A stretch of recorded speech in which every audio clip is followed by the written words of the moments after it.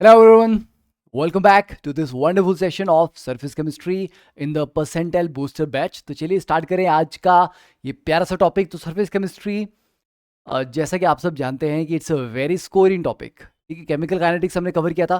Chemical kinetics में तो काफ़ी सारे शॉर्टकट लगते थे, यहाँ तो शॉर्टकट की ज़रूरत ही नहीं पड़ती। सरफेस केमिस्ट्री एक बार अगर आपने तसल्ली से प्रीवियस ईयर क्वेश्चन अच्छे कर लिए, प्रैक्टिस कर लिए, तो समझ लिए कि जो भी उसमें करने लायक था मेजॉरिटी ऑफ कंटेंट आप ऑलरेडी कवर कर चुके हैं। बाकी मैंने इस पे ऑलरेडी एक वन शॉट वीडियो मंजिल बैच में भी लिया हुआ सरफेस केमिस्ट्री पे, तो एक बार उसको भी देख लीजिए। वहां पे पूरी थ्योरी हमने डिस्कस की है, तो अगर आपको थ्योरी रिवाइज करने का लग रहा है तो आप उसके थ्रू कर सकते हैं। तो चलिए स्टार्ट करें आज का टॉपिक। और टॉपिक स्टार्ट करने से पहले देखते हैं कि हमें आज के लिए क्या क्या करना है, आज का हमारा टारगेट क्या है। तो यस, आज आपको इसकी थ्योरी रिवाइज करनी है। या तो मंजिल बैच से कर सकते हैं, या आप अपनी बुकलेट से कर सकते हो, अपने पुराने नोट्स से भी कर सकते हो। सेकंड, सॉल्व पीवाईक्यू, वो मैं आपको करवाने वाला हूं। ठीक है, मोस्ट ऑफ द पीवाईक्यू मैं आपको करवाऊंगा, उसके बाद भी कुछ बच जाएंगे तो वो आपको खुद करने हैं। एंड प्लीज मेक श्योर कि पीवाईक्यू सारे के सारे कंप्लीट हो जाएं। पीवाईक्यूज बहुत रिपीट होते हैं, और ऐसे टॉपिक सरफेस केमिस्ट्री जैसे जिसमें मतलब out of the box thinking वाले न्यूमेरिकल डिजाइन करना मतलब नॉर्मली नहीं होता। ठीक है, वही रटे रटाए, वही घिसे घिसाए पुराने कॉन्सेप्ट्स के ऊपर बार बार चीजें पूछी जाती हैं, वही फ्रॉन्टलिच एड्सॉर्प्शन आइसोथर्म, ठीक है, सोल का पेप्टाइजेशन, कोगुलेशन वगैरह, उन्हीं चीजों के ऊपर आसपास सब कुछ पूछा जा रहा है। तो अगर आप फोकस रह के पीवाईक्यू सॉल्व कर लें तो भैया 4 नंबर आपके पक्के हैं। ठीक है, and then weak link identify करना, वो तो आपको हर टॉपिक में करने हैं। इसमें मुझे नहीं लगता आपके कुछ ज्यादा वीक लिंक होंगे। ऐसे बच्चे होंगे कि सर या तो सरफेस केमिस्ट्री पढ़ा ही नहीं है, या फिर ऐसे कि सर हाँ पूरा आता है। ठीक है, इसमें वीक लिंक वाले नहीं होंगे कि सर पढ़ा भी है पर आता नहीं है। वैसे वाले मुझे नहीं लगता कि वैसे बच्चे होंगे यहाँ पे। राइट, चलिए, और मेक फाइनल नोट्स। इस टॉपिक में फाइनल नोट्स में क्या क्या आएगा, देखो एक चीज तो आपको कैटलिस्ट, डिफरेंट डिफरेंट प्रोसेसेस और उनमें होने वाले जो यूज होने वाले कैटलिस्ट हैं उसकी एक लिस्ट आपको याद करनी पड़ेगी। ठीक है, सेकेंड थिंग, कौन से कोलाइडल सॉल्यूशन के ऊपर पॉजिटिव चार्ज आता है, किन पे नेगेटिव चार्ज आता है, वो आपको याद करने पड़ेंगे। ठीक है, और एंजाइम्स, कौन से एंजाइम कौन से प्रोसेस को मतलब कैटलाइज करते हैं, ये आपको कहानी याद करनी है। इसके अलावा बहुत ज्यादा, हाँ, कोलाइडल सॉल्यूशन, ठीक है, solid in solid, solid in gas, वो जो एग्जांपल्स हैं, जो डिफरेंट डिफरेंट कैटेगरीज हैं कोलाइडल की, वो आपको याद करनी है। ठीक है, तो स्टार्ट करें। चलिए, तो स्टार्ट करते हैं हमारे आज के पहले क्वेश्चन के साथ। The mass of gas adsorbed X per unit mass of the adsorbent M was measured at various pressures P. मतलब सिंपली फ्रॉन्टलिच एड्सॉर्प्शन आइसोथर्म का क्वेश्चन है, ज्यादा थ्योरी पढ़ के कोई फायदा नहीं है, हमें पता है ये क्या बोलना चाह रहे हैं। तो पहले इस क्वेश्चन को बच्चे वीडियो पॉज करके आप अपने आप कोशिश करिए सॉल्व करने की, करीब 30-35 सेकंड के अंदर। ठीक है, हो जाना चाहिए, डायरेक्टली आपको पता है कि यहां पर क्या निकालना है।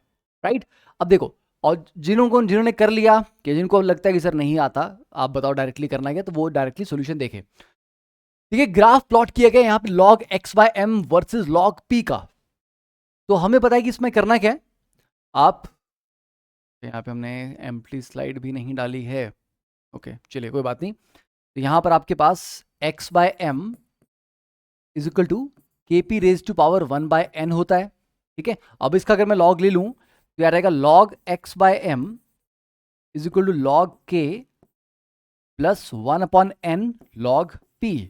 बच्चों जब इसको आप स्ट्रेट लाइन इक्वेशन से कंपेयर करते हैं तो क्या होगा, y is equal to C plus M X. ठीक है, तो हमारे पास जो स्लोप आ रहा है m, that is equal to 1/n, और 1/n यहां पर स्लोप कितना दिया है 2, तो मतलब 1/n की वैल्यू 2 है। फाइन, और y इंटरसेप्ट जो वो 0.4771 है। ठीक है, तो आपका जो log k है, ये कह रहे हैं कि log k इज 0.4771, और इन्होंने दिया है कि log 3 की वैल्यू 0.4771 होती है, तो 0.4771 को मैं लिख सकता हूं log 3। तो मतलब बेटा k की वैल्यू क्या होगी, यहां पे 3 आ गया, तो यहां से आपके पास k आ गया 3। तो अब अगर मैं इस फॉर्मूला में वैल्यू पुट करूं तो x बाय एम मेरे पास कितना आएगा, k की वैल्यू मेरे पास 3 है, और किस प्रेशर पे मेजर करने को कहा है, 4 atm के प्रेशर पे। तो प्रेशर आपका 4 है, रेज टू पावर 1/n, और 1/n की वैल्यू अभी हमने कैलकुलेट की 2, तो 4 का square that is 16, 16 into 3 that is 48, तो यार आएगा 48 ग्राम, तो आंसर आ जाएगा आपका 48। ठीक है, तो सिंपल क्वेश्चन था ये, बहुत ही सिंपल। ऐसे क्वेश्चन आपको आगे और मिलेंगे, तो कि ये देखिए 2020 सितंबर का शिफ्ट 1 का क्वेश्चन है। अब देखें एक और बार आपको सिमिलर क्वेश्चन मिलेगा, वहां पर हल्का सा वेरिएशन इसका किया हुआ है। नेक्स्ट क्वेश्चन देखिए, which of the following is use for the preparation of colloids. 30 second, mark the right answer. Direct to the point question है ये। देखिए, अब जो कोलाइड्स की प्रिपरेशन की बात करते हैं तो आपको पता है कि सर दो तरह के कोलाइड्स होते हैं हमारे पास, एक होता है लायोफिलिक कोलाइड्स और एक होता है lyophobic colloids. Lyophilic because adsorbent और एड्सॉर्बेट के बीच में अट्रैक्टिव फोर्सेज अच्छी हैं, तो वो डायरेक्टली मिक्स करने पे बन जाते हैं, तो आपको कोई स्पेशल मेथड वहां पर यूज नहीं करना पड़ता। पर एक होता है लायोफोबिक। फोबिक मतलब वहां पर क्या है, सॉल्वेंट या आप बोलिए एड्सॉर्बेंट और एड्सॉर्बेट के बीच में, ठीक है, बहुत ज्यादा एड्सॉर्बेंट भी, सॉरी नॉट एड्सॉर्बेंट बट हाँ, डिस्पर्स फेज और dispersion medium DP and DM के बीच में जो अट्रैक्टिव फोर्सेज है वो उतनी अच्छी नहीं है, तो इसलिए उनको प्रिपेयर करने के लिए आपको स्पेशल मेथड यूज करने पड़ते हैं।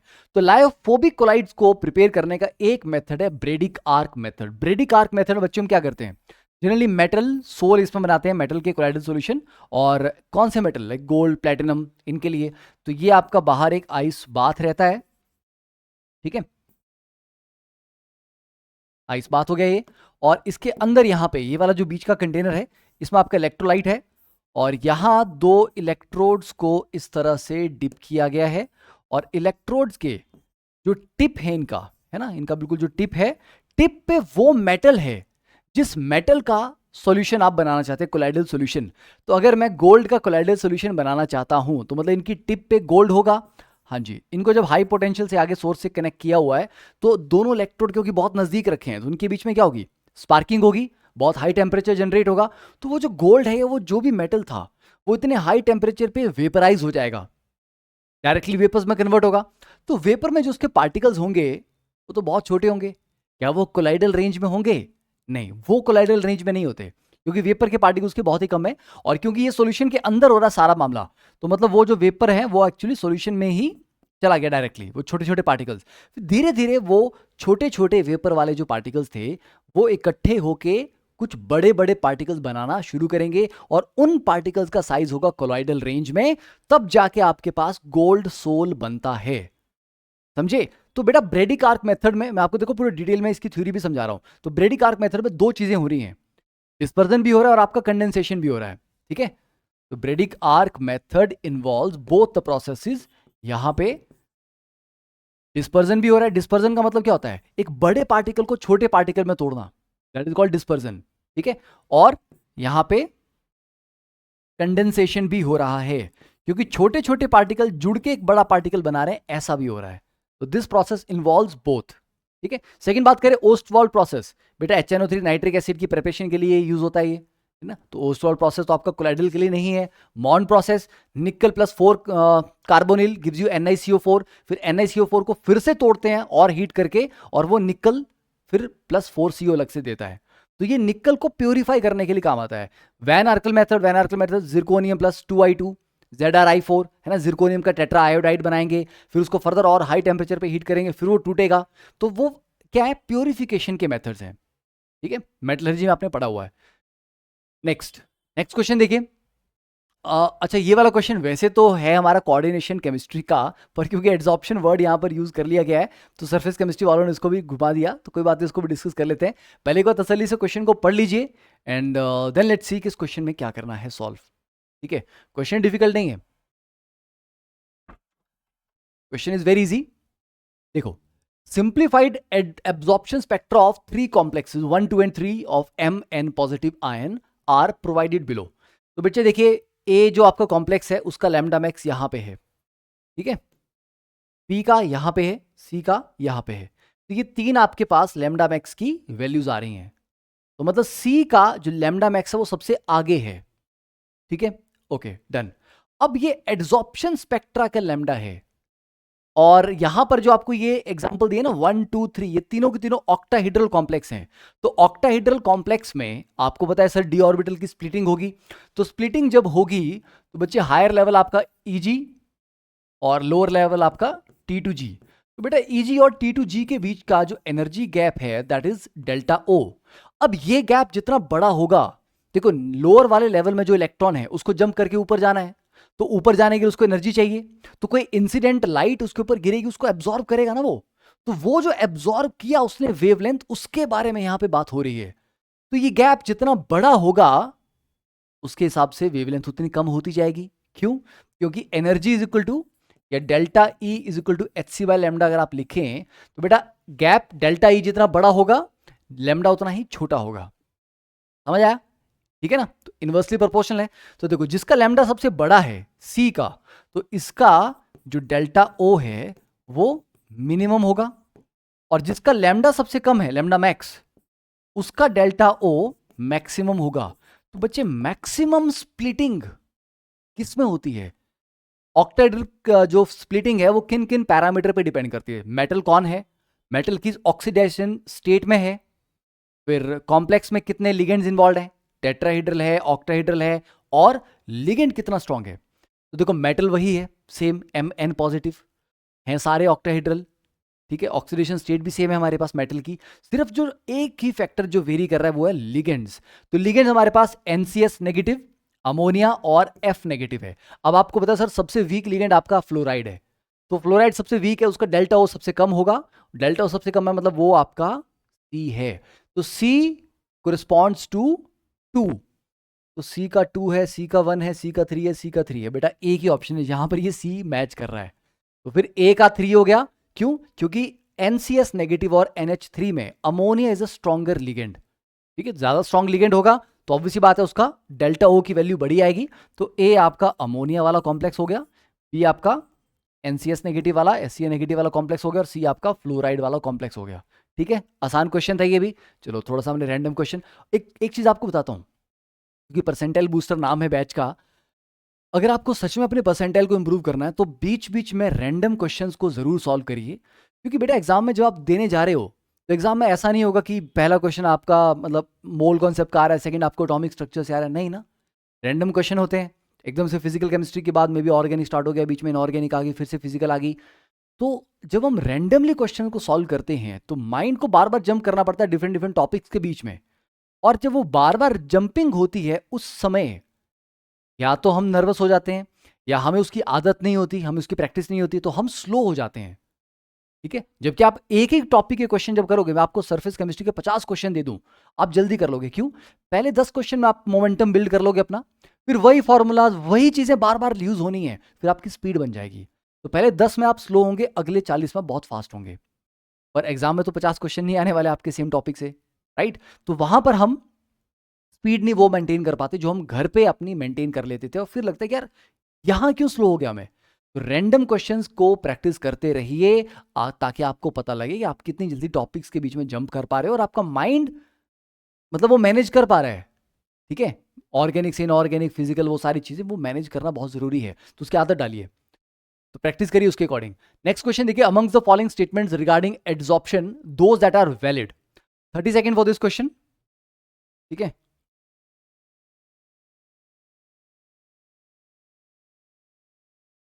कुछ आवाज कर रहा है, चलिए ये बोल रहा है कि हाँ वही बोल रहा है कि 30 सेकंड से ज़्यादा नहीं देना इनको उस क्वेश्चन के लिए। ठीक है, बड़े हम समझदार बच्चे हैं, ज़्यादा समय देंगे वेस्ट हो जाएगा, 30 सेकंड में कर लेंगे, कर लोगे ना? ठीक है, देखिए, तो those that are valid statement, तो पहला देखते हैं, delta H becomes less negative as adsorption proceeds. देखिए शुरुआत में क्या होता है, ऐसे समझिए एक बड़ा सा मैदान है, बड़ा ग्राउंड है, पार्किंग के लिए खाली पड़ा हुआ है, तो अगर 50 गाड़ियां भी एकदम से आ गई तो पूरा मैदान खाली है, 50 की 50 गाड़ियां पार्क हो सकती हैं। पर जैसे धीरे धीरे गाड़ियां आके पार्क होने लगेंगी तो मैदान में जो एरिया बचेगा वो कम होता जाएगा। तो अब अगर आप बोलो कि अब सर और 50 गाड़ियां भेज दें क्या, तो नहीं यार, अब इतनी जगह नहीं बची, आधा मैदान तो भर गया गाड़ियों से। तो स्टार्टिंग में पूरा सरफेस एरिया खाली पड़ा होता है एड्सॉर्बेंट का, तो स्टार्टिंग में जो भी मॉलिक्यूल आया वो एड्सॉर्ब हो गया। अब धीरे धीरे सरफेस भरता जा रहा है, तो जो खाली सरफेस बचा है वो घटता जाएगा, तो एड्सॉर्प्शन की स्पीड भी घटती जाएगी। इसीलिए जो एड्सॉर्प्शन में एनर्जी निकल रही है, जो आपका एंथैल्पी है, वो धीरे धीरे कम नेगेटिव हो रही थी। शुरुआत में 100 की एनर्जी निकल गई, फिर धीरे धीरे वो 80, 70, 60, 40 वो कम होती जाएगी। तो delta H becomes less and less negative जैसे जैसे एड्सॉर्प्शन बढ़ती जाती है। तो this is true statement. Second देखिए, on a given adsorbent ammonia is adsorbed more than nitrogen gas. अब आपने पढ़ा है कि जो गैस ज्यादा इजीली लिक्विफाई हो जाती है वही ज्यादा आसानी से एड्सॉर्ब भी होती है। अमोनिया में गैस के पार्टिकल्स के बीच में वॉन्डरवॉल फोर्सेस भी हैं, डायपोल डायपोल है, मेनली हाइड्रोजन बॉन्डिंग है। ठीक है, तो ऑब्वियसली बात है सर, अमोनिया में पार्टिकल्स के बीच में स्ट्रॉन्ग अट्रैक्टिव फोर्स है, इसलिए अमोनिया लिक्विड रहता है रूम टेम्परेचर पे, नाइट्रोजन गैस होती है। ठीक है, तो जो ज्यादा इजीली लिक्विफाई होगा वो ही ज्यादा आसानी से एड्सॉर्ब भी होगा, इसलिए अमोनिया जल्दी एड्सॉर्ब होगी, that is also true. Then on adsorption the residual forces acting along the surface of the adsorbent increase. What are residual forces? देखिए एड्सॉर्प्शन होती क्यों है। सबसे पहली बात बेटा, जो आपके पास ये टॉप लेयर वाले एटम्स हैं, इन टॉप लेयर को बैलेंस्ड फोर्सेस नहीं मिलती, क्योंकि इसके नीचे तो एटम्स की लेयर है, साइड में भी है। मतलब अगर मैं इस एटम की बात करूं तो ये बोलेगा यार मेरे लेफ्ट में भी है, राइट में भी है, नीचे भी है, ऊपर कोई नहीं है। लेफ्ट राइट की फोर्सेस तो बैलेंस हो जा रही है, नीचे वाली फोर्स को बैलेंस करने के लिए ऊपर कोई नहीं है, तो ये बेचारा अनबैलेंस्ड फोर्स एक्सपीरियंस कर रहा है। इसीलिए यहां पर एक एम्प्टी बॉन्ड सा होगा कि मतलब बॉन्ड बनाने की इच्छा तो है पर कोई है नहीं वहां पे, तो ये चाहेगा यार कोई तो आओ यहाँ पे बॉन्ड बनाओ मेरे साथ, राइट। जैसे इसके ऊपर एक और लेयर आ जाती है, ठीक है, तो अब इसकी फोर्सेस बैलेंस हो रही है। ठीक है, तो नई फोर्स आई, मतलब नया जो ये लेयर बनी, इनके बीच में अट्रैक्शन हुई, कुछ एनर्जी निकली, तो सिस्टम की एनर्जी लोअर हुई ना, सिस्टम स्टेबल हुआ। यस, तो एड्सॉर्प्शन से सिस्टम स्टेबल होता है, एनर्जी लोअर होती है। तो जो रेजिडुअल फोर्सेस हैं वो आपकी क्या होती हैं, वो घटती हैं। और इन्होंने क्या लिखा है, रेजिडुअल फोर्सेस इंक्रीज, नहीं नहीं इंक्रीज नहीं करती, उल्टा घटती हैं, तो ये आपका गलत था, तो C option is incorrect. With increase in temperature the equilibrium, अच्छा सॉरी, यहां पर हमें वो बताना है जो वैलिड है, ठीक है, मुझे लगा जो गलत है वो बताना है। हाँ, with increase in temperature the equilibrium concentration of adsorbate increases. देखो टेम्परेचर बढ़ाओगे आप तो क्या होगा, पार्टिकल को ज्यादा एनर्जी मिलेगी, तो जो ये चिपके हुए थे ये भी भाग जाएंगे एनर्जी से, जो इनकी काइनेटिक एनर्जी बढ़ जाएगी, तो जिस फोर्स से इनको रोक के रखा था अब इनकी अपनी एनर्जी बढ़ेगी, तो ये तोड़ ताड़ के बंधन सारे भागेंगे, भैया हमारे को कोई रोक नहीं सकता, कोई रस्सी हमें और बांध के नहीं रख सकती, तो हाई टेम्परेचर पे डिसऑप्शन हो जाती है। ये वाला स्टेटमेंट आपका लास्ट वाला गलत हो गया, तो कौन से स्टेटमेंट सही है, ए एंड बी। आसान था, थ्योरी भी साथ साथ में रिवाइज होगी। चलिए नेक्स्ट वन देखिए, identify the correct molecular picture showing what happens at the critical micellar concentration, CMC, क्या होता है उस समय पे। 40 सेकेंड्स में आंसर, ठीक है, उससे ज्यादा समय नहीं लगेगा। ओके स्टार्ट करें। देखो अब बात बच्चे आपका, जब हम नॉर्मल किसी सर्फेक्टेंट की बात करें, मतलब नॉर्मल किसी डिटर्जेंट की बात करें, तो डिटर्जेंट के पार्टिकल कुछ ऐसे होते हैं, इनका एक नॉन पोलर टेल होती है और एक पोलर हेड होता है। जो हेड है ये इसको पानी में डिसॉल्व करने में हेल्प करता है, तो ये वाटर सॉल्युबल है ना, ये पानी में अट्रैक्ट होगा। और ये जो आपका दिस इज ऑयल सॉल्युबल, जो टेल है, तो टेल चाहती है कि मैं पानी में ना रहूं क्योंकि वाटर हीटिंग है वो, पर हेड चाहता है मैं पानी में रहूं। तो ऐसी कौन सी जगह है जहां पर ये पानी के अंदर भी रहेगा और पानी के बाहर भी रहेगा, सरफेस। सरफेस पे हेड जो वो डुब के अंदर लगा के बैठा है, टेल बाहर होके बैठी है, ताकि उनको पानी से बाहर रहने को मिल रहा है, because they are not soluble in water और they are not attracted by the water, और हेड आपका पानी में डिसॉल्व हो रहा है। तो ये सरफेस है जहां पर सर्फेक्टेंट मॉलिक्यूल्स नॉर्मली रहते हैं, तो ये लो कंसंट्रेशन पे। जैसे जैसे कंसंट्रेशन बढ़ने लगती है, ये पार्टिकल्स आपस में मिलके कोलाइडल पार्टिकल, मिसल जिसको बोलते हैं, वो बनाना शुरू करते हैं, लाइक दिस, लाइक दिस। ठीक है, अब देखते हैं तो सर यहां पर भी मिसल बन रहा है, सर वहां पर भी मिसल बन रहा है, सर कौन सा सही है। अब एक छोटी सी चीज है जो यहां पर उन्होंने ध्यान आप दे देना, पहला वाला सिचुएशन कौन सी है, ये है क्रिटिकल मिसल कंसंट्रेशन से पहले की कहानी, जब वो नॉर्मल इलेक्ट्रोलाइट की तरह बिहेव कर रहा है। यहां पर क्या हुआ, इन्होंने हेड को निकाल दिया बाहर, टेल को कर दिया अंदर, तो ये पिक्चर गलत होगी भैया। सिर बाहर निकाल के नहीं बैठना है, सिर गोता लगाएगा पानी के अंदर, ठीक है, टांगे बाहर रहेंगी हवा में, तभी जाके बात बनेगी। तो ये जो पिक्चराइजेशन हुई ये गलत हो गया। और यहां पर भी इन्होंने यही किया, हेड इन्होंने बाहर निकाल दिया, हेड को तो पानी के अंदर होना चाहिए था, और यहां पर ये सही है। तो ये पार्टिकल मिलके मिसल फॉर्मेशन कर रहे हैं आपस में मिलके, ठीक है। और इसमें हमेशा याद रखना, हेड बाहर होता है, टेल्स अंदर की तरफ होती हैं, क्योंकि टेल्स यहां बीच में जो डर्ट है, ऑयल है, ग्रीस है, उसमें घुस जाती हैं या उसमें चिपक जाती हैं, और बाकी चारों तरफ बाहर की तरफ पे हेड रहता है। ठीक है, तो D option is the right answer. तो डी को किस ऑप्शन में दिया है, सी में। जल्दबाजी में क्या होता है, अच्छा लगता, अच्छा डी ऑप्शन राइट आंसर है, डी मार दिया, पर डी में इन्होंने ए को दिया हुआ है, तो it's little bit of confusing है ना, कंफ्यूजन क्रिएट किया हुआ है। Next question, adsorption of a gas follows Freundlich adsorption isotherm तो बताइए भैया फ्रॉन्टलिच के अकॉर्डिंग कौन सा यहाँ पे सही है? डायरेक्ट एनसीईआरटी का क्वेश्चन है ये। अब आपको पता है कि सर जैसे जैसे टेम्परेचर बढ़ता है एड्सॉर्प्शन कम होती है। क्यों? Sir Freundlich adsorption isotherm physical adsorption के लिए दिया गया था, केमिकल के लिए नहीं। तो फिजिकल एड्सॉर्प्शन के लिए अगर आप देखेंगे तो सर हाई टेम्परेचर पे एड्सॉर्प्शन कम हो जाएगी। तो पहला ग्राफ देखिए, लो टेम्परेचर है तो एड्सॉर्प्शन ज्यादा है, टेम्परेचर बढ़ाया तो कम हो रही है, और बढ़ाया और कम हो रही है। दैट इज परफेक्टली राइट, क्योंकि कर्वेचर भी फॉलो करता है। हाई प्रेशर पे जाके ये पैरेलल हो जाता है। दैट इज बिल्कुल सही है, ये फर्स्ट ऑप्शन आपका सही है। स्ट्रेट लाइन नहीं आता है ना, ये स्ट्रेट लाइन में नहीं रहता, ये कर्वेचर फॉलो करता है। एक पॉइंट के बाद ये फिर पैरेलल टू एक्स एक्सिस चला जाएगा।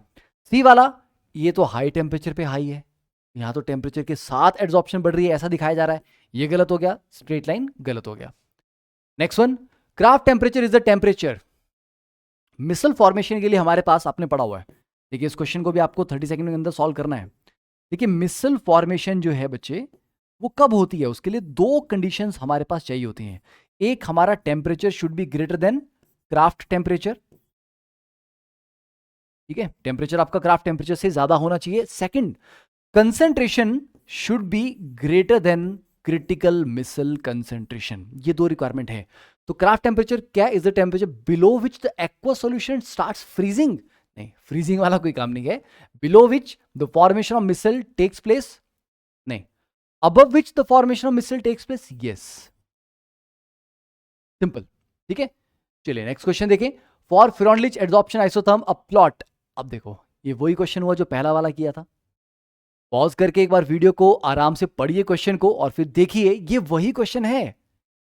देखिए यहां पर इंटरसेप्ट क्या दिया आपको, 0.4771, स्लोप कितनी दी है 2।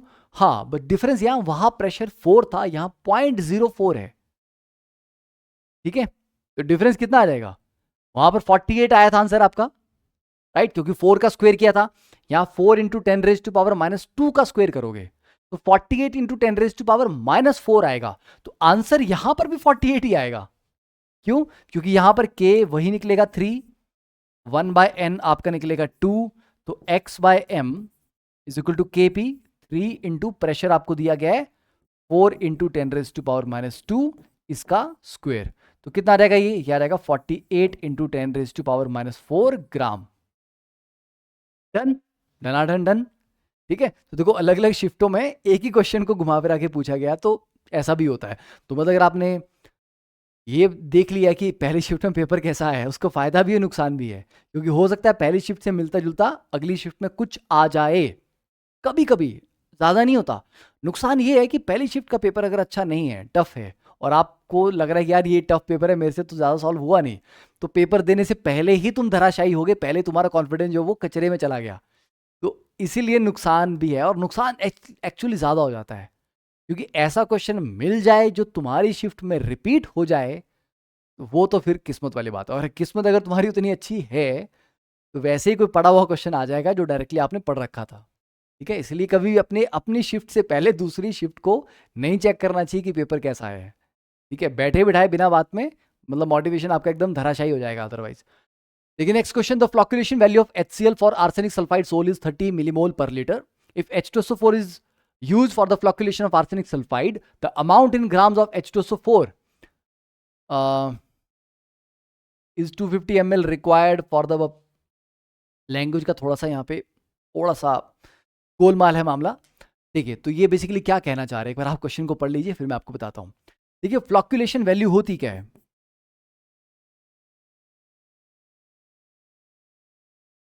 बेटा फ्लॉक्यूलेशन वैल्यू है, इट इज द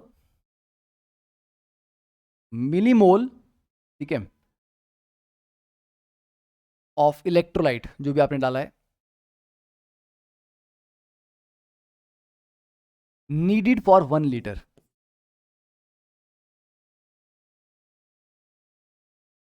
ठीक है।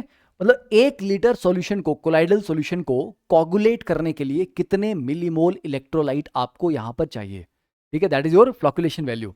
अच्छा मिलीमोल में है, हाँ जी ये तो ही है यहाँ पे आपको, तो 30 मिलीमोल पर लीटर। अब बच्चों आर्सेनिक सल्फाइड कैसा सल्फाइड होता है, मतलब सॉरी कैसा सोल होता है, पॉजिटिव सोल होता है कि नेगेटिव सोल होता है?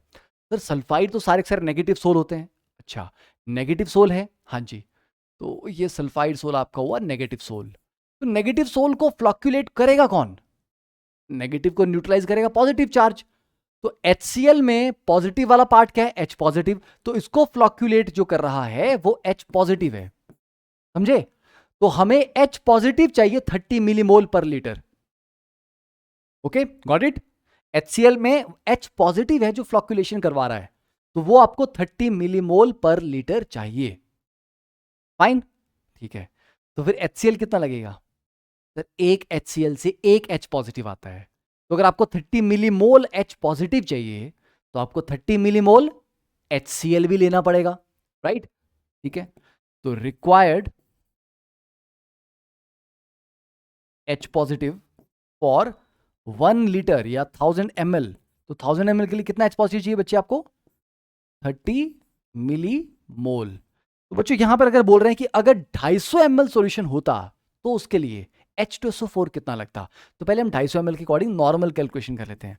1000 ml को अगर 30 मिलीमोल लग रहे हैं तो 250 ml को कितने लगेंगे बेटा? Divide by 4, 7.5 millimole. ठीक है, इतने मिलीमोल आपके HCl लग रहे हैं। ठीक है, H पॉजिटिव बोल दो या HCl बोल दो, बात बराबर है, क्योंकि दोनों के नंबर ऑफ मिलीमोल बराबर आएंगे। अब एक H2SO4 2 H पॉजिटिव देता है, तो क्योंकि H2SO4 2 H पॉजिटिव दे रहा है, तो बच्चों अगर ये मेरे को 10 चाहिए तो यहां मेरे को ये 5 ही लेने पड़ेंगे, तो H2SO4 आधे लेके काम चल पड़ेगा। तो मुझे 7.5 मिलीमोल H पॉजिटिव अगर जनरेट करना है तो H2SO4 रिक्वायर्ड कितना होगा फिर? उसका भी आधा, that is 7.5 divide by 2, right? ठीक है, दैट इज 3.75। यस, तो सर ये आ गया आपका 3.75। ओके, तो अब नेक्स्ट क्या करेंगे? तो इतने मिलीमोल H2SO4 रिक्वायर्ड है। यस, ठीक है, तो इतने मिलीमोल अगर रिक्वायर्ड था तो फिर क्या करना है? क्या पूछा है? अमाउंट इन ग्राम्स पूछा है। अच्छा, तो इतने मिलीमोल H2SO4 के तो ग्राम्स में कैसे निकालें? अरे भैया मिलीमोल को मोलर मास से मल्टीप्लाई करो ना, मिलीमोल को नहीं, मोल को। इतने मिलीमोल का मतलब क्या हो गया? आप ये बोल सकते हो यहां पे 3.75 इंटू 10⁻³ मिलीमोल का मतलब इतने मोल्स मल्टीप्लाई बाय 98। ठीक है, अब सॉल्व कर लीजिए, इसका आंसर कितना आएगा? यहां पे ये आपकी वैल्यू आ जाएगी, what ever the answer is, this is your answer. इतने ग्राम H2SO4 आपको चाहिए था। ठीक है, आसान क्वेश्चन था, मैंने बस थोड़ा सा एलैबोरेट करके आपको बताया ताकि आपको किसी पॉइंट पे कंफ्यूजन ना हो कि क्या हुआ कैसे हुआ। ठीक है, आप खुद से करोगे तो आपको फास्ट करना है। नेक्स्ट क्वेश्चन करते हैं, चलिए देखिए। एज पर द हार्डी शूज formulation the fluctuation value of the following for ferric hydroxide sol are in the order. 20 second for this question. Yes, आराम से 20 सेकंड में सॉल्व हो जाएगा। अब यहां पर फ्लक्चुएशन वैल्यू पूछी है, ये ध्यान देना, दो चीजें होती है, एक फ्लक्चुएशन पावर होती है और एक वैल्यू होती है। देखो जो पावरफुल होगा वो थोड़ा सा भी डाल दो तो काम कर जाएगा, राइट? अब आपको जो बोला ना ये the fluctuation value of the following for the ferric hydroxide sol, तो बच्चों आपका जो FeOH थ्राइस है ferric hydroxide, this is a positive sol. ठीक है, मतलब इतना सोल सोल कर रहे हैं, लग रहा है एकदम बिल्कुल भी रूहानी बातें हो रही है, एकदम आत्मा वाली बातें हो रही है कि वाह वाह क्या स्पिरिचुअल लेक्चर चल रहा है, कितना सोल सोल हो रहा है। राइट? तो इट्स अ पॉजिटिव सोल, हमारा नेगेटिव सोल है ना, तो तुम क्या हो, पॉजिटिव हो कि नेगेटिव हो? तो ये पॉजिटिव सोल है, तो इसको जो फ्लक्चुएट करेगा वो नेगेटिव पार्ट चाहिए। तो बेटा पहला ये जो आपका K3FeCN6 है, इसके एनायन पे कितना चार्ज है? सर -3। K2CrO4 के एनायन पे कितना चार्ज है? सर -2। और इनमें कितना है? एनायन पे -1 -1 -1। तो बेटा जब इन तीनों पे बराबर चार्ज है तो ये तीनों तो इनकी फ्लक्चुएटिंग पावर बराबर हुई, क्योंकि तीनों पे चार्ज बराबर है, तो ये डिक्रीजिंग इंक्रीजिंग तो नहीं होगा, ये तीनों बराबर होंगे। ओके, और क्योंकि -3 पे सबसे ज्यादा नेगेटिव चार्ज है इस पे, तो इसकी पावर सबसे ज्यादा होगी, थोड़ा सा भी डालोगे तो काम हो जाएगा। यस, वैल्यू ही पूछी है ना कि कितना डालेंगे तो काम हो जाएगा, तो इसकी वैल्यू सबसे कम आएगी, जिसकी पावर सबसे ज्यादा उसकी वैल्यू सबसे कम, मतलब थोड़ा सा डालो और काम हो जाए, तो ये सबसे पीछे आएगा, फिर K2CrO4, और ये तीनों बराबर होंगे क्योंकि तीनों पे बराबर चार्ज है -1। तो ये वैल्यू का हुआ, इसका एग्जैक्टली उल्टा हो जाएगा अगर आप फ्लक्चुएटिंग पावर का ऑर्डर पूछेंगे यहां पे। चलिए next question, mixture of gases O2, H2 and CO are taken in a closed vessel containing charcoal, the graph that represent the correct behaviour of pressure with time is. चलिए इस question को करिए again 40 seconds, not more than that. ठीक है, क्या लग रहा है? तो हमारे पास एक वेसल है, उसमें गैसेस हैं और हमने उसमें चारकोल रख दिया है। बेटा चारकोल एक बहुत अच्छा एड्सॉर्बेंट है। जो गैसेस यहां पर घूम रही थी बेचारी, स्टार्टिंग में उनका कुछ प्रेशर होगा, अब ये चारकोल क्या करेगा? गैसेस को एड्सॉर्ब करना स्टार्ट करेगा, तो वहां पर गैसेस की मात्रा कम होती जाएगी। ठीक है, गैस के पार्टिकल्स कम होते जाएंगे क्योंकि वो एड्सॉर्ब हो गए चारकोल के ऊपर। तो गैस के पार्टिकल्स कम हो जाएंगे तो उनका प्रेशर भी तो ड्रॉप करेगा। तो पहला कि प्रेशर इंक्रीज कर रहा है, ये तो गलत हो गया। दूसरे प्रेशर डिक्रीज कर रहा है, पर ये लीनियरली डिक्रीज कर रहा है। तीसरे में डिक्रीज कर रहा है पर ग्रेजुअली और काइंड ऑफ एक्सपोनेंशियल डिक्रीज कर रहा है। थर्ड में तो कांस्टेंट रहा, कांस्टेंट वाला भी नहीं रहेगा। अब बात ये आई, सर डिक्रीज करेगा तो कौन सा वाला? आपको भी पता आंसर क्या है, पर एक्सप्लेन कर लेते हैं क्यों। देखो, कांस्टेंट डिक्रीज या स्ट्रेट लाइन डिक्रीज का मतलब क्या हुआ कि पहले टाइम में जितना होगा अगले टाइम में मतलब बिल्कुल लगातार उतनी रेट से डिक्रीज कर रहा है। अरे भाई साहब, शुरुआत में चारकोल पे कोई एड्सॉर्ब नहीं हुआ था, मतलब चारकोल की जितनी भी एक्टिव साइट्स थी वो खाली पड़ी हुई थी। तो गैसेस जल्दी जल्दी एड्सॉर्ब होना स्टार्ट हुई क्योंकि सारा सरफेस एरिया खाली पड़ा था, तो उसका खाली मतलब एक्टिव साइट्स खाली थी। ठीक है, अब क्योंकि धीरे धीरे एड्सॉर्प्शन होना स्टार्ट हुई तो वो एक्टिव साइट्स भरने लगी, सरफेस एरिया कम होने लगा जो अवेलेबल था। तो अब धीरे धीरे एड्सॉर्प्शन भी तो स्लो होती जाएगी।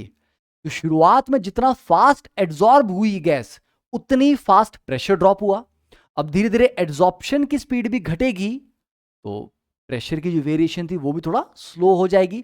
तो ये ग्रेजुअल डिक्रीज आएगा, ना कि स्ट्रेट लाइन डिक्रीज। ये लगातार बराबर ही डिक्रीज हो रहा था, नहीं। एक पॉइंट के बाद चारकोल जितनी गैस एड्सॉर्ब कर सकता था वो कर लेगा। अब वो बोलेगा भैया मेरा पेट भर गया, मैं और नहीं करने वाला एड्सॉर्प्शन, जितनी गैस बच गई है वो बचे रहने दो। तो फिर गैस का प्रेशर कांस्टेंट आ जाएगा, it will not directly go to the zero. ठीक है, it can go to zero अगर आप सफिशिएंट मात्रा में चारकोल ले लें, पर ये यूनिफॉर्म ऐसा स्ट्रेट लाइन ग्राफ नहीं आएगा। ठीक है, तो C option is answer, reason आपको पता लग गया। नेक्स्ट क्वेश्चन देखिए, match the catalyst column 1 with products column 2। 30 second for this question. दो आपको मैच करवाने सही से, दो मैच आपने करवा दी तो क्वेश्चन आपको सॉल्व हो गया। ठीक है, अब देखो V2O5 वेनेडियम पेंटॉक्साइड कहां यूज करते हैं?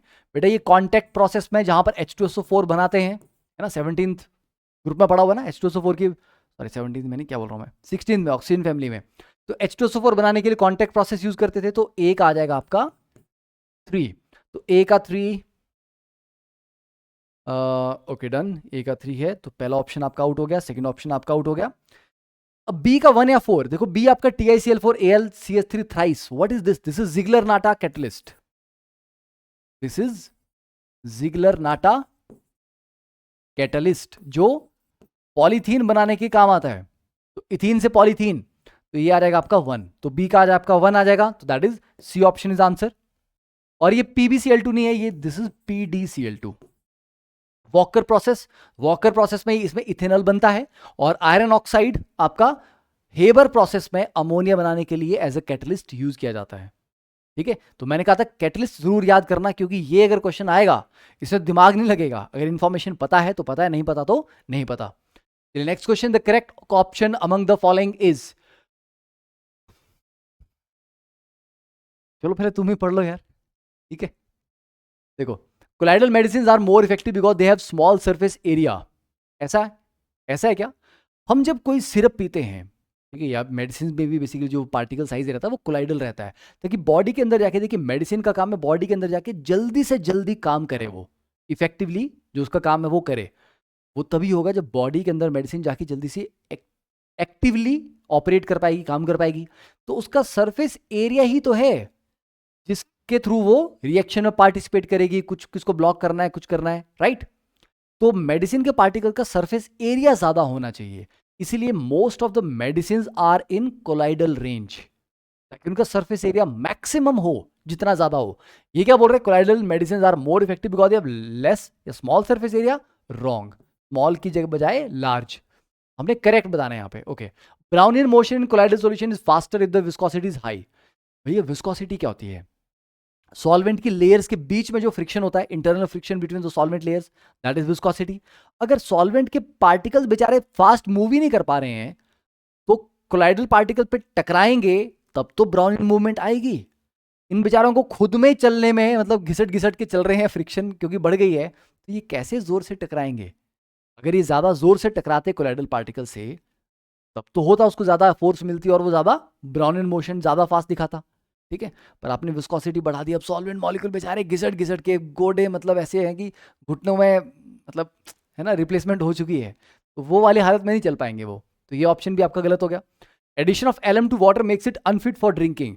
अब आपने कभी देखा होगा कि बुजुर्ग बोलते थे कि अगर पानी, थोड़ा सा पानी में मिट्टी हो, ठीक है, अगर आपने मतलब पानी पीना है कहीं, आप मतलब जंगल में गए हैं और पानी थोड़ा सा मिट्टी वाला है, तो अगर आपके पास फिटकरी है तो आप फिटकरी को थोड़ी देर पानी में ऐसे घुमाइए, क्या होगा, वो सारी मिट्टी या जो भी उसमें से इंप्योरिटी थी वो नीचे सेटल डाउन हो जाएंगी, राइट। क्यों? क्योंकि जो कोलाइडल रेंज के आपके पार्टिकल्स होंगे, एलम, क्योंकि एलम में आपके बेसिकली इलेक्ट्रोलाइट्स है ना, उसके अंदर भी, उसके अंदर आपके कैटायंस एनायंस हैं, तो वो कोलाइडल पार्टिकल्स को कोआगुलेट करके नीचे बिठा देगा, तो फिर ऊपर का पानी कंपैरेटिवली साफ होगा पहले के कंपैरिजन में, तो वो थोड़ा पीने लायक बन जाता है, तो अनफिट नहीं होता, rather it can become fit for drinking, ठीक है। Colloidal particles in lyophobic sol can B precipitated bye electrophoresis, that is true. Lyophobic है, लायोफोबिक में आपका जो कोलाइडल पार्टिकल्स उनके ऊपर चार्ज तो होगा, चार्ज होगा तो इलेक्ट्रोफोरेसिस के थ्रू वो प्रेसिपिटेट भी हो जाएंगे, बिल्कुल हो जाएंगे। Next one, peptization is a, JEE main 2019 का क्वेश्चन है ना। तो पेप्टाइजेशन क्या होता है?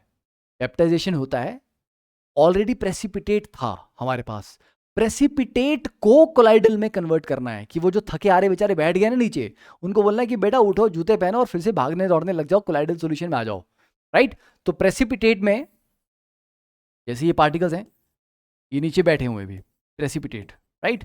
तो पेप्टाइजेशन में क्या होगा, यहां पर हम एक इलेक्ट्रोलाइट या एक जिसको पेप्टाइजिंग एजेंट कहते हैं वो डालेंगे, और उसके बाद ये इन सबको चलता फुरता कर देगा एकदम, ठीक है, ऐसे।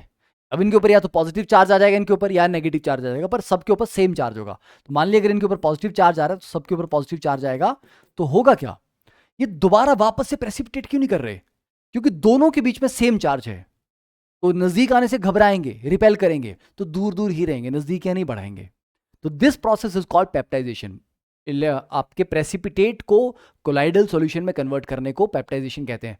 तो process of bringing colloidal molecule into solution, no. Converting precipitate into colloidal, yes, second option, ठीक है। अब देखो कैसे क्वेश्चन आए, डायरेक्ट टू द पॉइंट, पता है तो डायरेक्ट आंसर, ठीक है, नो वेस्टिंग ऑफ टाइम।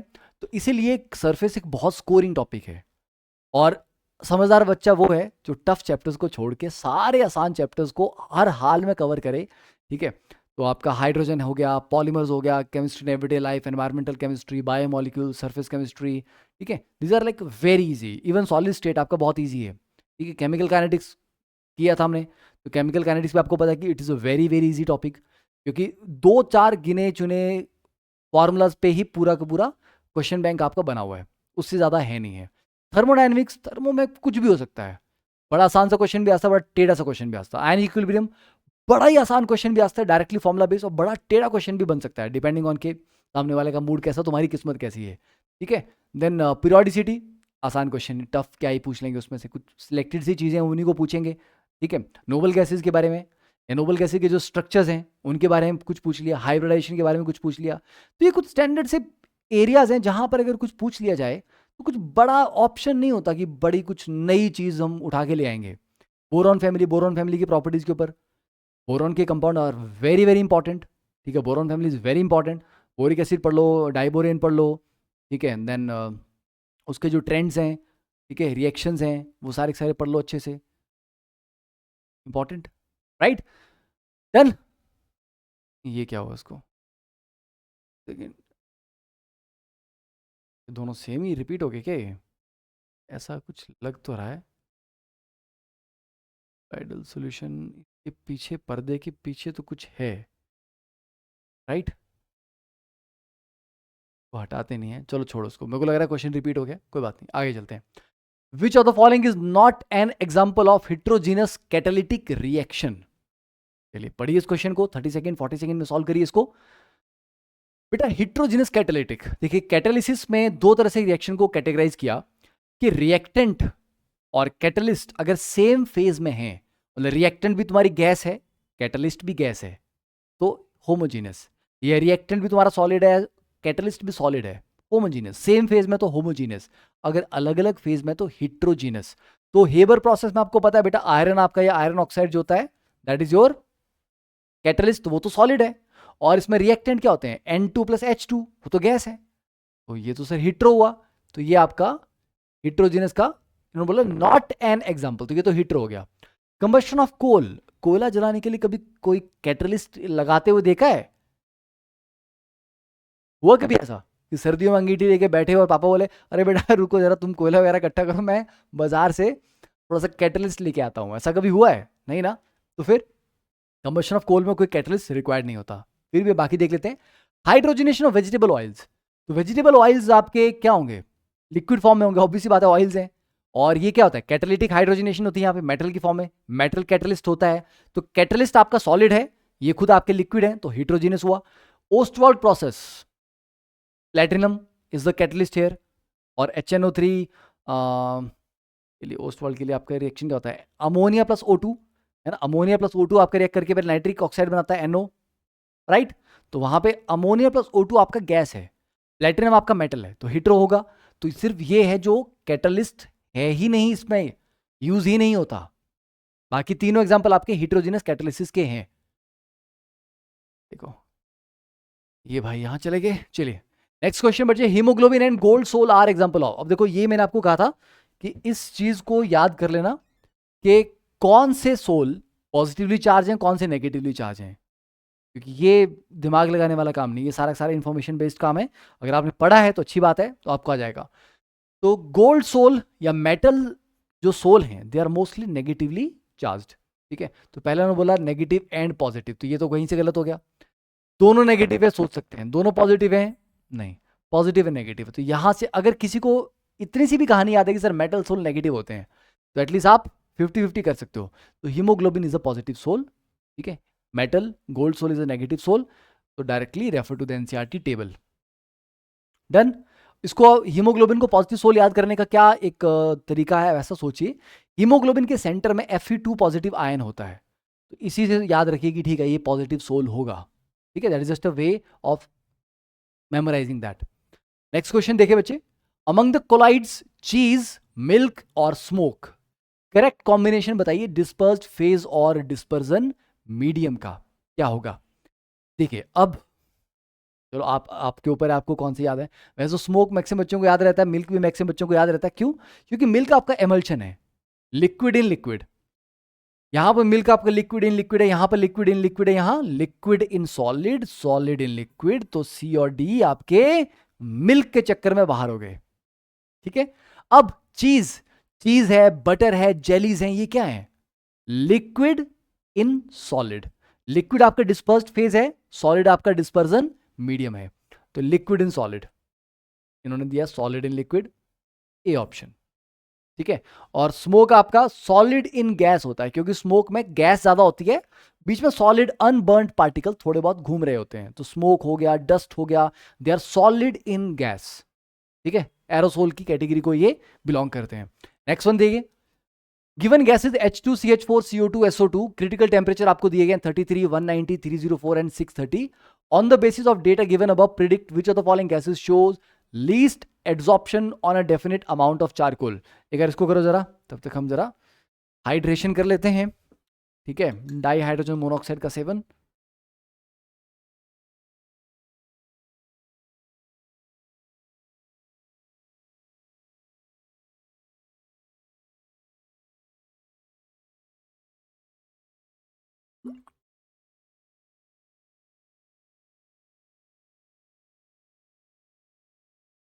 ठीक है तो लगाया दिमाग। देखो क्रिटिकल टेम्परेचर जितना हाई होगा, किसी गैस को लिक्विफाई करना उतना आसान होगा। अब आप अगर क्रिटिकल टेम्परेचर नहीं भी दिया होता, इन चारों को मैं वैसे भी देखूं, H2 में कोई स्ट्रॉन्ग अट्रैक्टिव फोर्स नहीं है, ना तो डाइपोल डाइपोल है, कोई पोलैरिटी कुछ नहीं है। अट्रैक्टिव फोर्स सबसे कम है, सबसे कम है, तो उसको लिक्विफाई करना भी सबसे मुश्किल है। अगर लिक्विफाई करना सबसे मुश्किल है तो उसको एड्सॉर्प्शन भी इसकी सबसे मुश्किल होगी। तो लीस्ट एड्सॉर्प्शन तो H2 ही होगा, ठीक है। इनकी शक्ल भी लिखा हुआ है, क्रिटिकल टेम्परेचर भी नहीं चाहिए आपको।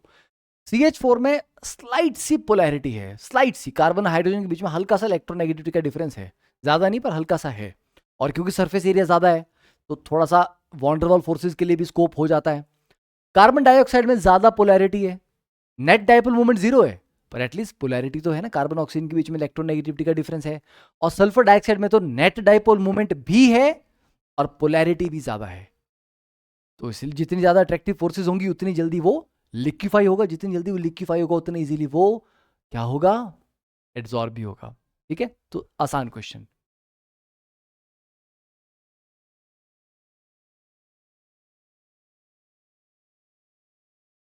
बंदूक को यहां पर कैसे लाया जाए?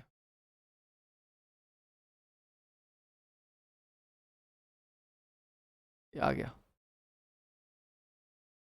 यस, नेक्स्ट क्वेश्चन देखिए, among the following the false statement is. चलो इसको सॉल्व करिए 30 to 40 सेकेंड्स, आसान क्वेश्चन है।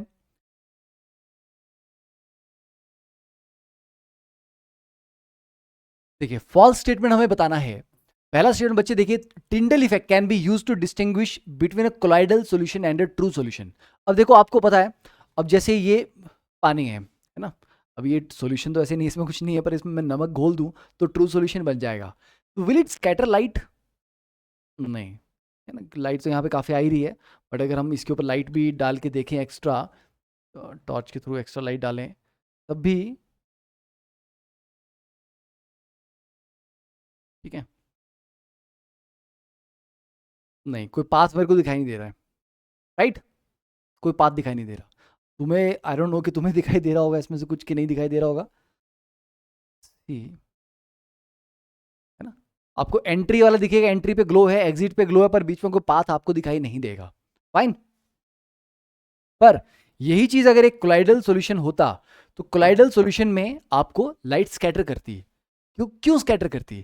देखो ट्रू सॉल्यूशन में जो पार्टिकल है वो इतना छोटा है कि वेवलेंथ उसके ऊपर से निकल जाएगी, ठीक है, उसको टकराएगी नहीं, क्योंकि बहुत छोटा है वो। पर कोलाइडल में पार्टिकल का साइज और wavelength they are almost comparable, तो कुछ वेवलेंथ उसके साथ टकराती हैं, कुछ, ऐसा मत सोचना सर सारी वेवलेंथ टकरा जाएंगे, नहीं, अलग अलग लाइट की अलग अलग वेवलेंथ होती है।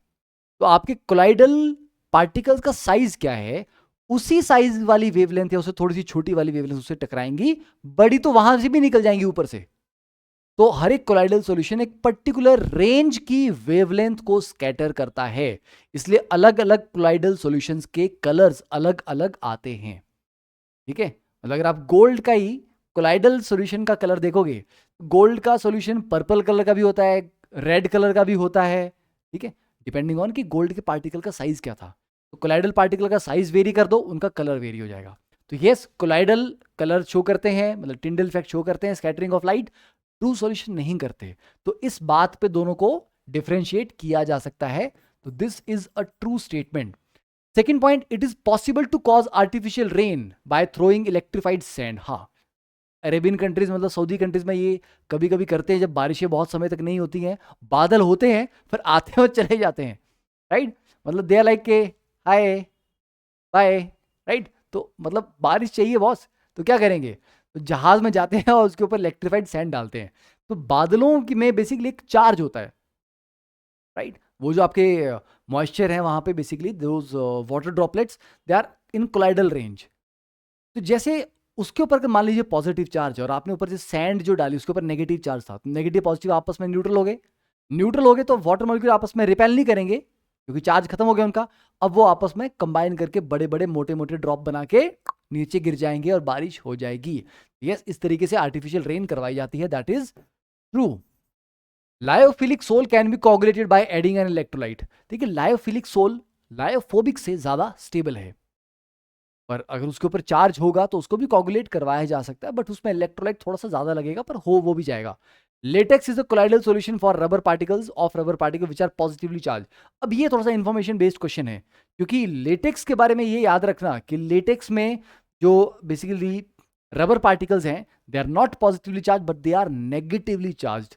ठीक है, तो इसके ऊपर क्वेश्चन था ये, तो अगर आपको ये चीज पता है या तो आप वैसे कर लो, या फिर आप ये बोल दो कि सर बाकी तीन तो बिल्कुल सही हैं, तो यहां पर कुछ गलती हो सकती है, पर आपको फिर अच्छी खासी मतलब कॉन्फिडेंस चाहिए कि सर बाकी तीन पक्का सही हैं।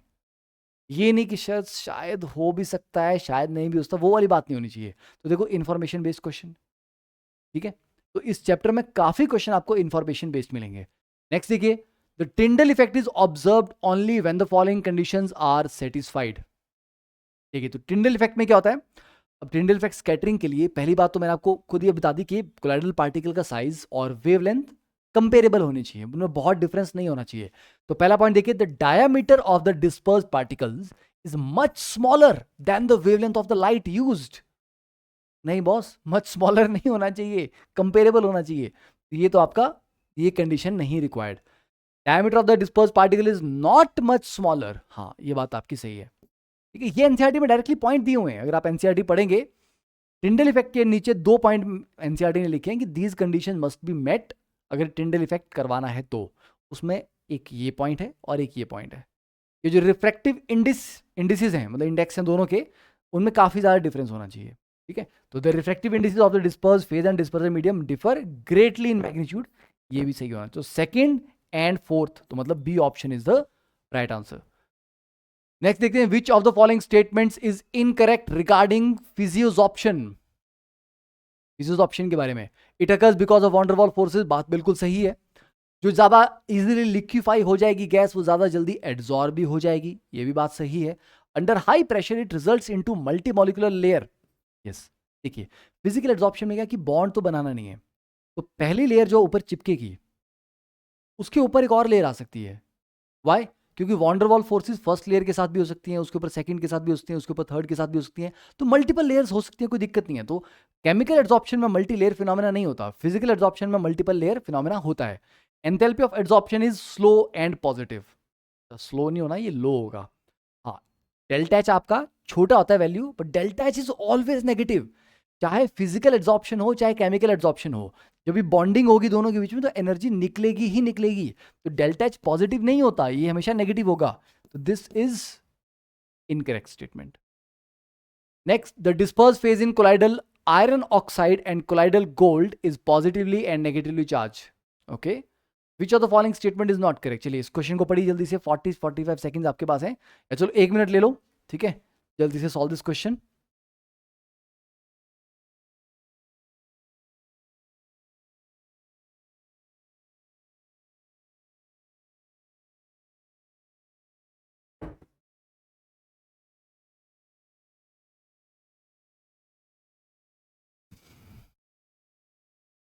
सॉल्व हो गया। देखो पहला पॉइंट अगर देखें, उन्होंने ये बताया है कि जो आपका FeOH थ्राइस है, अब हमें, मैंने आपको कहा था, याद भी कर ले उसको, ऑक्साइड्स और हाइड्रोक्साइड्स आर पॉजिटिव सोल, तो इसको इन्होंने कहा ये पॉजिटिव सोल है, और जो आपका गोल्ड सोल है दैट इज नेगेटिव सोल।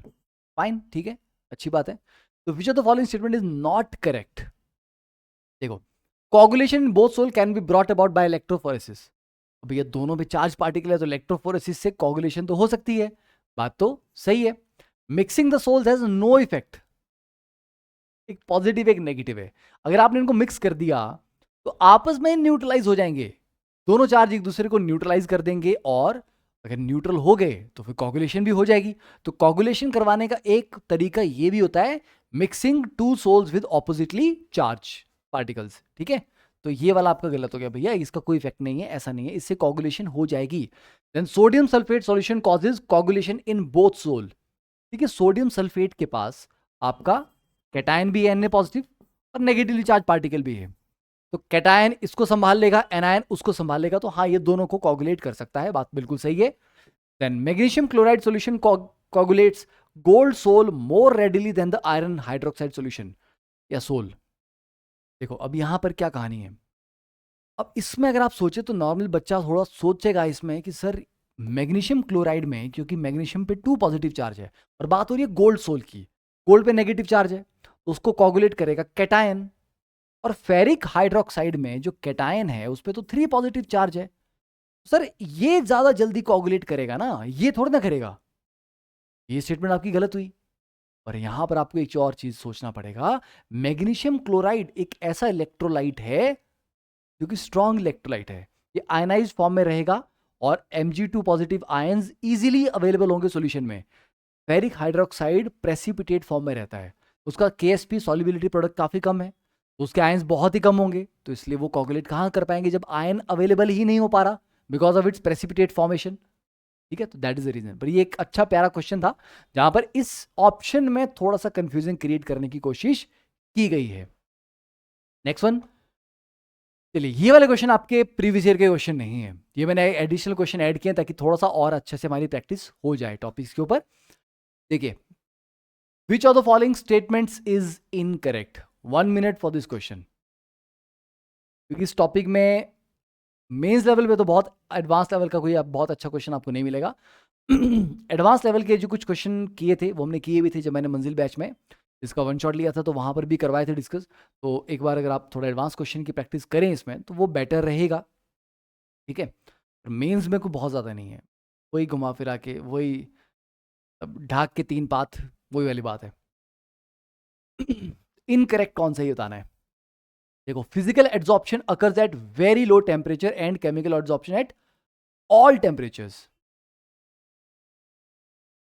तो ये क्या है, फिजिकल एड्सॉर्प्शन बहुत कम पे होती है और chemical adsorption at all. Chemical adsorption थोड़ा हाई टेम्परेचर पे होता है यार, ऑल पे तो नहीं होगा ये। The magnitude of chemisorption decreases with rise in temperature. अच्छा, डिक्रीजेस, केमिकल एड्सॉर्प्शन तो स्टार्टिंग में टेम्परेचर के साथ बढ़ती है, and physical adsorption increases with rise in temperature, वो तो उल्टा घटती है। ये तो शरेआम गलत हो गया। इसमें ये बोलते हैं अकर एट ऑल टेम्परेचर का मतलब है कि ठीक है, केमिकल एड्सॉर्प्शन मतलब हाई टेम्परेचर पे फास्ट होगी और लो टेम्परेचर पे काफ़ी स्लो हो जाएगी, पर ठीक है हो जाएगी। प्रेफरेबल उसके लिए हाई टेम्परेचर है, और फिजिकल एड्सॉर्प्शन तो लो टेम्परेचर पे ही फेवरेबल होती है। ठीक है, तो इस तरीके से इसको हम ले सकते हैं, मतलब इसकी इंटरप्रिटेशन कर सकते हैं कि सेकंड ऑप्शन तो बिल्कुल ही गलत है, मतलब बिल्कुल उल्टा ही बोलती है वहां पे, right. Then chemisorption is irreversible and physical adsorption is irreversible. बात सही है। केमिकल एड्सॉर्प्शन में क्योंकि केमिकल बॉन्डिंग हो जाती है सबस्ट्रेट और सॉरी एड्सॉर्बेंट और एड्सॉर्बेट के बीच में, तो वो केमिकल बॉन्ड अगर बन गया ना तो उसको वापस से तोड़ के ऐसा नहीं चलता, तोड़ देंगे क्योंकि केमिकली वहां पर रिएक्शन हो चुका है। फिजिकल एड्सॉर्प्शन में तो वीक वॉन्डरवॉल फोर्सेस है, हीट करोगे ये भाग जाएंगे, ठंडा करोगे फिर से बैठ जाएंगे, फिर से गर्म करोगे भाग जाएंगे, तो ये रिवर्सिबल है। आ गए चले गए, आ गए चले गए। पर केमिकल बॉन्डिंग में क्या हो रहा है, सॉरी केमिकल एड्सॉर्प्शन में क्या हो रहा है, पक्का बॉन्ड बन जा रहा है। ठीक है, तो वहां पर रिवर्सिबल नहीं है मामला, that is true. In physical adsorption the activation energy of desorption is very low, क्योंकि फिजिकल एड्सॉर्प्शन में डिसॉर्ब करना मतलब निकालना, क्योंकि वीक फोर्सेस के थ्रू वो चिपका हुआ है, तो थोड़ा सा भी हीट करोगे आराम से निकल जाएगा। तो डिसॉर्ब करने के लिए जो एनर्जी चाहिए वो लो है, बात सही है। और केमिकल एड्सॉर्प्शन में डिसॉर्प्शन करना बहुत मुश्किल है, energy of activation will be very high for desorption, क्योंकि स्ट्रॉन्ग बॉन्ड वहां पे बन चुका है। नेक्स्ट क्वेश्चन देखिए, which of the following statements is incorrect. ठीक है, 40 seconds for this question. Adsorption always leads to a decrease in enthalpy and entropy of the system. देखो, अब जब कोई भी एड्सॉर्प्शन होगी तो घूमते फिरते पार्टिकल नीचे बैठ जाएंगे, अच्छे खासे घूम रहे थे, एंट्रोपी थी, डिसऑर्डर था सिस्टम के पास, अब वो नीचे बैठ गए तो डिसऑर्डर आपका कम हो जाएगा, आपका तो नहीं पार्टिकल्स का कम हो जाएगा। और जब वो नीचे बैठेंगे एक अट्रैक्टिव फोर्स की वजह से तो उसमें एनर्जी रिलीज होगी, तो डेल्टा एच नेगेटिव, तो मतलब एंथैल्पी भी नीचे जा रहा है और एंट्रोपी भी नीचे जा रहा है, दैट इज ट्रू।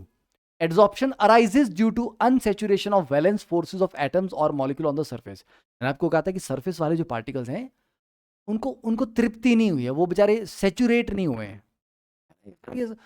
खाप एकदम सैचुरेट हो गया भैया और अब एक निवाला नहीं खाया जाएगा।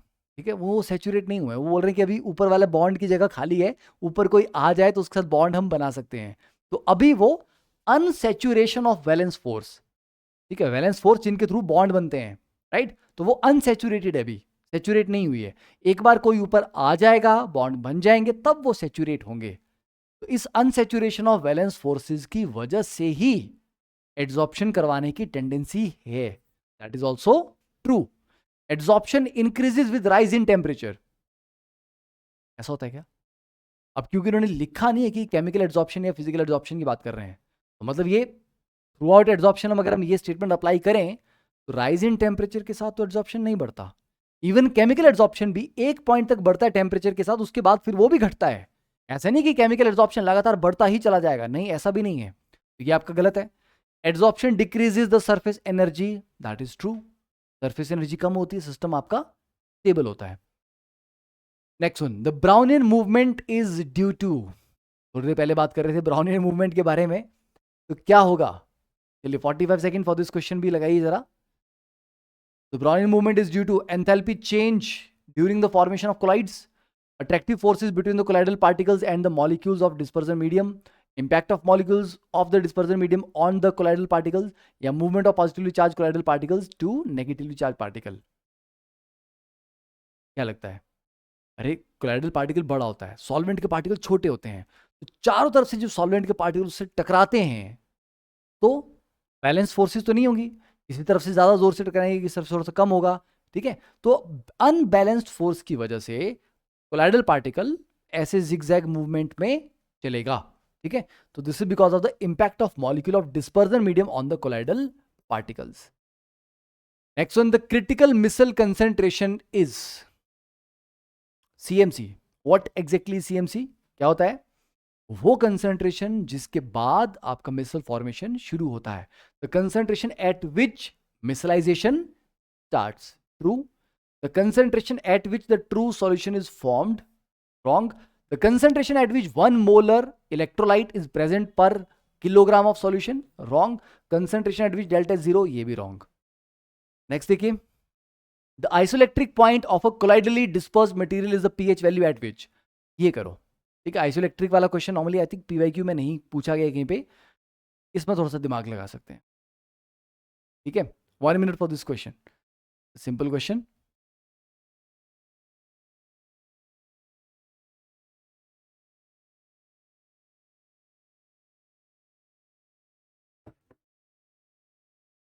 देखिए, आइसोइलेक्ट्रिक पॉइंट की बात हो रही है.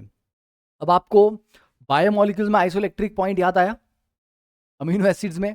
अमीनो एसिड्स में हम क्या बोलते थे कि जो NH2 ग्रुप था वो आपका किस में कन्वर्ट हो जाता है? NH3 पॉजिटिव में कन्वर्ट हो जाता है क्योंकि बेस है, और COH एसिड था, H पॉजिटिव छोड़ देता है, H पॉजिटिव का वहां चला जाता है NH2 के पास, तो ये CO नेगेटिव में कन्वर्ट होता है. ऐसे करते थे ना. ठीक है, तो अभी 1 पॉजिटिव भी है 1 नेगेटिव भी है, तो नेट चार्ज क्या है? 0. ओवरऑल तो न्यूट्रल है. तो ऐसी पीएच जिस पे पार्टिकल पूरा न्यूट्रल रहे, ठीक है, मतलब किसी चार्ज की तरफ ना जाए, इलेक्ट्रिक फील्ड में मूव ना करे. ओके, अगर नेट पॉजिटिव चार्ज होगा तो नेगेटिव प्लेट की तरफ भागेगा, नेट नेगेटिव चार्ज होगा तो पॉजिटिव प्लेट की तरफ भागेगा, न्यूट्रल होगा तो कहीं नहीं भागेगा. तो जिस पीएच पे वो न्यूट्रल रहता है उसको आइसोइलेक्ट्रिक पॉइंट कहा जाता है. तो it is the pH at which the dispersed phase migrates in electric field. No, it should not migrate. The dispersed phase does not migrate in the electric field. That is true.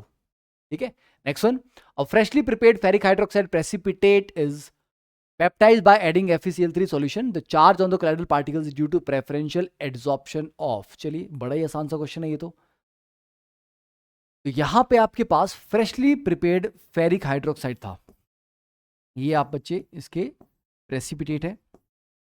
अब इसमें होता क्या है, ये आपका FeOH thrice है. ठीक है, जब भी आपको इलेक्ट्रोलाइट डालेंगे, जैसे FeCl3 डाला, उसमें Fe3 पॉजिटिव आयंस हैं और Cl नेगेटिव आयंस हैं. ठीक है, अब जब भी ये एड्सॉर्ब करेगा, ये कॉमन आयन को एड्सॉर्ब करेगा. अब कॉमन आयन कौन सा है? Cl नेगेटिव तो इसके साथ कॉमन नहीं है, Fe3 पॉजिटिव इसके साथ कॉमन है. तो वो आयन जो इसके साथ कॉमन हो, या तो OH नेगेटिव या Fe3 पॉजिटिव. तो अभी तो Fe3 पॉजिटिव ही अवेलेबल है, तो ये Fe3 पॉजिटिव यहां पर आपका एड्सॉर्ब हो जाएगा, तो ये आपका पॉजिटिव बन गया. फिर बगल वाले में आ जाएगा, ये पॉजिटिव हो गया, ये पॉजिटिव हो गया, ये रिपेल करेंगे आपस में और बाहर निकल जाएंगे. तो हर एक पार्टिकल के ऊपर क्या चार्ज आ रहा है?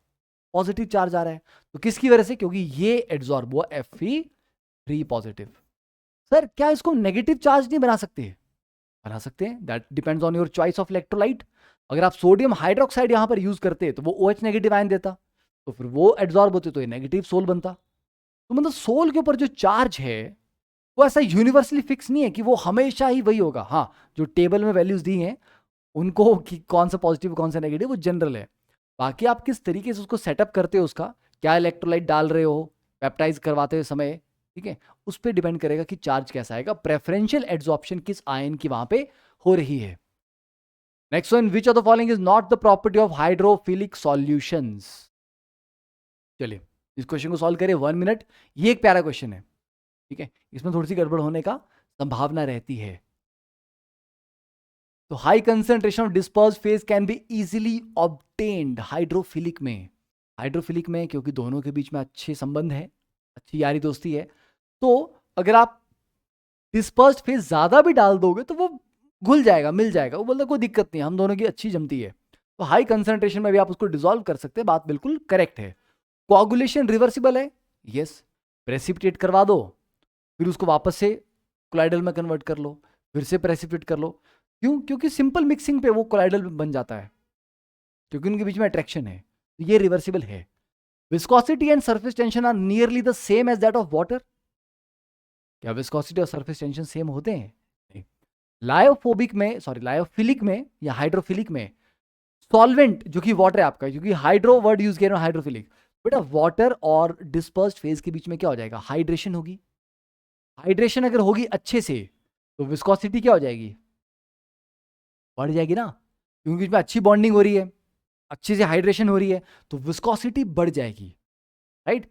सॉल्वेंट के मॉलिक्यूल आपके हाइड्रेशन में अच्छे से इन्वॉल्व हो गए तो उनकी मूवमेंट ज्यादा उसके बाद नहीं हो पाएगी, ठीक है, इसीलिए विस्कोसिटी बढ़ जाएगी, पर सरफेस टेंशन घट जाएगी क्योंकि अच्छी हाइड्रेशन हो गई है उनके, ठीक है। तो वैसी टेंशन नहीं बची उतनी ज्यादा, राइट। तो सरफेस टेंशन विल डिक्रीज। तो विस्कोसिटी यहां पे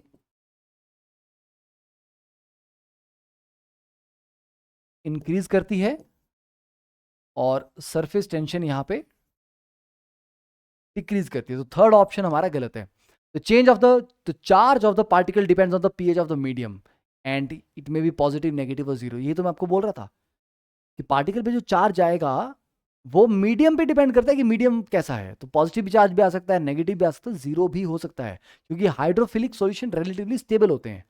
उनको चार्ज की ऐसी मैंडेटरी रिक्वायरमेंट नहीं कि चार्ज चाहिए ही चाहिए स्टेबल होने के लिए, वैसा नहीं है। बस दैट्स इट, धन्यवाद। ठीक है, तो चलिए आई होप के इतने सारे क्वेश्चन से एटलीस्ट आपका एक क्विक रिवीजन हो गया होगा।